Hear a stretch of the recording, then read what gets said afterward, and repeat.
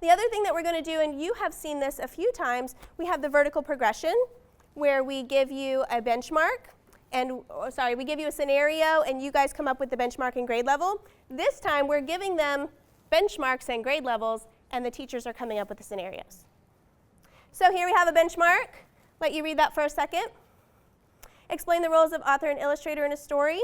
There's two important clarifications. Students will explain that the author writes the words and the illustrator creates the pictures, recognizing that sometimes one person does both jobs, as in Dr. Seuss's Hop on Pop.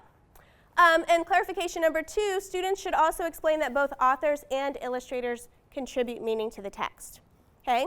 So in this example, Mrs. Smith asked her class to explain the roles of author and illustrator of a story. Students explain that the author writes the words and the illustrator creates the pictures. They say that sometimes a person does both jobs. Does that meet the benchmark? It does. But if I'm Mrs. Smith and I ask that to my class and 2 kids contribute to that answer, I'm at maybe 10% participation. It's also really boring, right?